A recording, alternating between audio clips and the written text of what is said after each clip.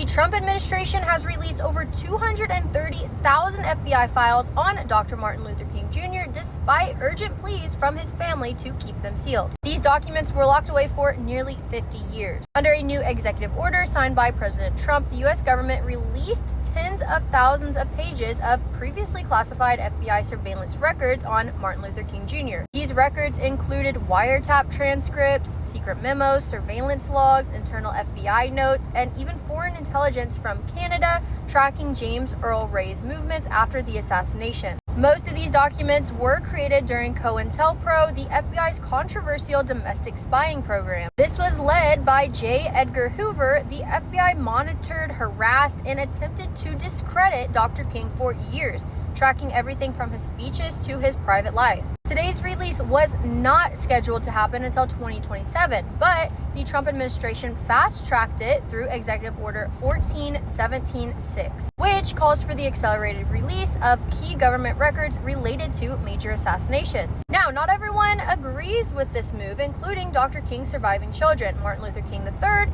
and Bernice King. They strongly oppose the early release, and this is what they said in a public statement. These files must be viewed within their full historical context. Our family is asking for empathy and for the world to understand how painful it is to see these private and often distorted records made public. They are concerned that some of the material could include private details, heavily biased FBI interpretations, and invasive recordings that could have little to do with Dr. King's assassination, but could still damage his legacy. Historians are now digging into the files, and early reports say some of the never-before-seen pages reveal details about James Earl Ray's prison conversations and even foreign intelligence leads the FBI never followed up on. So far, there's no smoking gun or major conspiracy revelation that has emerged. Instead, the release sheds more light on how far the FBI went in its efforts to track, monitor, and undermine one of the most important civil rights leaders in American history. Whether this move was about truth and transparency or political theater is up for debate. But